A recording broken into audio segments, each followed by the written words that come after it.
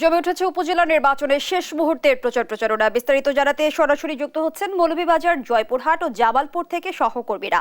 প্রথমেই যাচ্ছি মৌলভীবাজারে সহকর্মী সালে এলাহি কুটির কাছে। কুটির, শেষ মুহূর্তের প্রচারণার খবর জানতে চাই আপনার কাছ থেকে। সেই সঙ্গে জানতে চাই, দেশের অনেক জায়গায় পরিস্থিতি উত্তপ্ত হয়ে উঠেছে, মৌলভীবাজারের পরিস্থিতি কেমন দেখছেন? ধন্যবাদ জুই। আপনি জানেন যে মৌলভীবাজার জেলার 7টি উপজেলার মধ্যে প্রথম ধাপে 3টি উপজেলার নির্বাচন অনুষ্ঠিত হচ্ছে, মৌলভীবাজারের বড়লেখা, জুড়ি এবং কুলাউড়া উপজেলার। আপনি যে কথাটি বলছিলেন যে অন্যান্য জায়গায় যে পরিস্থিতি, সেই পরিস্থিতির তুলনায় মৌলভীবাজারে অত্যন্ত শান্তিপূর্ণভাবে যারা প্রার্থী হয়েছেন তারা প্রচারণা করছেন। আপনাকে একটি বিষয় জানাতে চাই, দ্বাদশ জাতীয় সংসদ নির্বাচনের মতো এবারকার এই উপজেলা নির্বাচনে আওয়ামী লীগের প্রার্থীদের বিরুদ্ধে আওয়ামী লীগের প্রার্থীরা নির্বাচনে অংশগ্রহণ করছে। আমাদের এই 3টি উপজেলায় 3টি পদে 37 জন প্রার্থী প্রতিদ্বন্দ্বিতা করছেন এবং একজন প্রার্থী ইতিমধ্যেই মহিলা ভাইস চেয়ারম্যান বিনা প্রতিদ্বন্দ্বিতা নির্বাচিত হয়েছেন। আপনাকে একটি বিষয় জানাতে চাই যে মৌলভীবাজারের বড়লেখা উপজেলায় 69টি এবং জুড়ি উপজেলায় 44টি এবং কুলাউড়া উপজেলায় 103টি কেন্দ্রে শান্তিপূর্ণভাবে ভোট গ্রহণের জন্য সব ধরনের প্রস্তুতি নেওয়া হয়েছে এবং প্রার্থীরাও তাদের রাত দিন সর্বক্ষণিকভাবে তাদের প্রচারণা চালিয়ে যাচ্ছেন।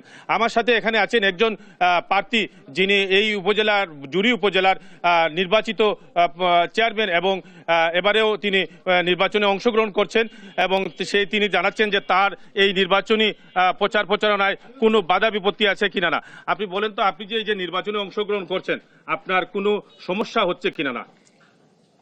আপাতত কোনো সমস্যা হচ্ছে না, তবে হয়তো নির্বাচনের দিন কিছু সমস্যা হতে পারে। এখানে যে নির্বাচনী নীতিমালা অনেকে ভঙ্গ করতেছে, এটা বারবার আমি প্রশাসনের কাছে রিপোর্ট করেছি, ওনাদেরকে অবহিত করেছি, কিন্তু কোনো প্রশাসনের পক্ষ থেকে কোনো সাড়া পাচ্ছি না। যেমন এইখানে নির্বাচনী নীতিমালায় আছে একটার বেশি অফিস করা যাবে না। এখন দেখা গেল একটা ইউনিয়নে একজন প্রার্থীর 4-5টা অফিস। এটা লিখিত দিয়েছি আমি, কিন্তু কোনো সে যাক, কোনো হয় নাই, রিয়াকশন আমি পাই নাই। তবে আশা করি, আমি একজন মুক্তিযোদ্ধা, বিগত 5 বছর এই উপজেলার আমি চেয়ারম্যান ছিলাম, এখনো আছি, আমিও প্রার্থী। আমি মনে করি আমার এলাকার জুড়ি উপজেলার প্রত্যেক নাগরিক আমাকে আবার নির্বাচিত করবেন, যেহেতু বিগত মন্ত্রী শুনছিলেন আপনি যে আমাদের এই মৌলভীবাজারে অত্যন্ত শান্তিপূর্ণভাবে এই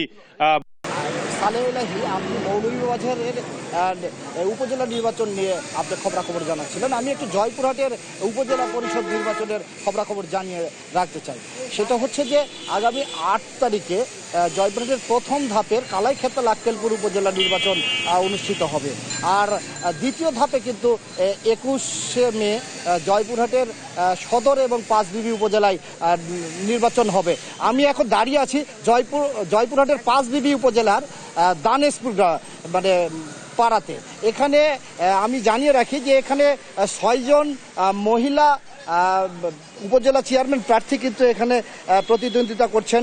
4 জন ভাইস চেয়ারম্যান এবং 4 জন কিন্তু মহিলা ভাইস চেয়ারম্যান প্রার্থী প্রতিদ্বন্দ্বিতা করছেন। এখানে একজন প্রার্থীর গণসংযোগ চলছে, সাবিকুন্নাহার শিখা, তার মার্কা হচ্ছে ঘোড়া মার্কার একটু গণসংযোগ চলছে, নির্বাচনী প্রচারণা চলছে।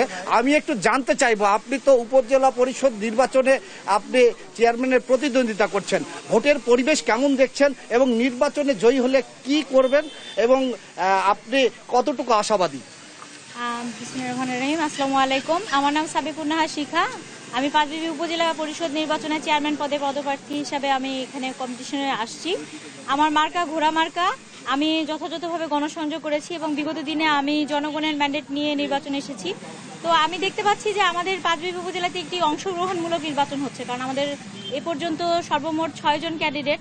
তো আমি আশা ব্যক্ত করছি যে আমি যেহেতু বিগত দিনে মেয়রের নির্বাচন করেছিলাম, তখন ইভিএমে ভোট হওয়ার কারণে আমরা একটি ত্রুটিপূর্ণ ভোট দেখেছিলাম, যে ভোটটা নিয়ে আমাদের মধ্যে অনেক প্রশ্নবিদ্ধতা এখনও রয়ে গেছে।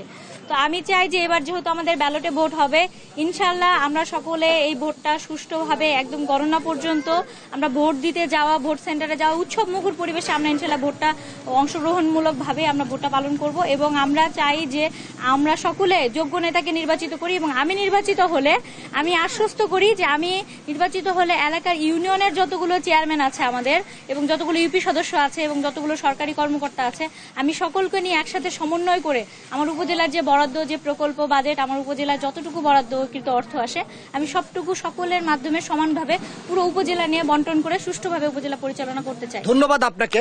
আমি আরেকটা বিষয় জানিয়ে রাখি যে জয়পুরহাটের কিন্তু কালাইখেত্তা লাক্কেলপুরে নির্বাচন 8 তারিখে হবে। সেখানে কিন্তু একজন নারী উপজেলা চেয়ারম্যান কিন্তু প্রতিদ্বন্দ্বিতা করছে। অর্থাৎ জয়পুরহাট জেলাতে কিন্তু 5টি উপজেলার মধ্যে 2টি উপজেলাতে নারী প্রার্থী, চেয়ারম্যান প্রার্থী প্রতিদ্বন্দ্বিতা করছে। আর জয়পুরহাটের এবং 5 বিবিতে সর্বমোট চেয়ারম্যান এবং উপজেলা ভাইস চেয়ারম্যান এবং মহিলা ভাইস চেয়ারম্যান 30 জন, এবং কালাইখেত্তা লাক্কেলপুরের 3টি উপজেলাতে চেয়ারম্যান, ভাইস চেয়ারম্যান এবং মহিলা ভাইস চেয়ারম্যান পদে 34 জন প্রতিদ্বন্দ্বিতা করছেন। এই ছিল আমার জয়পুরহাট থেকে সর্বশেষ উপজেলা নির্বাচন নিয়ে তথ্য। আমি এখন চলে যাচ্ছি জামালপুরের মেহেদি হাসানের কাছে। মেহেদি, আপনাকে ধন্যবাদ। আমি আপনাকে জানাতে চাই যে আর মাত্র 3 দিন পরে কিন্তু জামালপুর সদর উপজেলা ও জামালপুর সরিষাবাড়ি উপজেলার কিন্তু নির্বাচন অনুষ্ঠিত হবে। এই নিয়ে কিন্তু উৎসব মুখর পরিবেশ বিরাজ করছে জামালপুরে। প্রতীক বরাদ্দের পর থেকেই প্রার্থীরা ভোটারদের দাঁড়ে দাঁড়িয়ে ভোট নেওয়ার জন্য কিন্তু ঘুরছেন, এবং তাদের কর্মী সমর্থকরাও কিন্তু ঘুরছেন। আমি আরেকটু সুস্পষ্টভাবে জানাতে চাই, এবার কিন্তু রাজনীতিতে একটু অন্যরকম মোড় নিয়েছে। কারণ জামালপুর সদর উপজেলায় জেলা আওয়ামী লীগের সাধারণ সম্পাদক বিজন কুমার চন্দ্র তিনি লড়ছেন মোটরসাইকেল প্রতীক নিয়ে। তার সাথে প্রতিদ্বন্দ্বিতা করছেন বর্তমান যিনি সদর উপজেলা পরিষদের চেয়ারম্যান রয়েছেন আবুল হোসেন, আনারস প্রতীক নিয়ে। সেই সাথে আমি আরেকটু জানাতে চাই যে সদর উপজেলা আওয়ামী লীগের সাধারণ সম্পাদক তিনি কিন্তু কাপপিরিচ যে প্রতীক, তিনি এটা নিয়ে কিন্তু ভোট যুদ্ধে অংশগ্রহণ করছেন।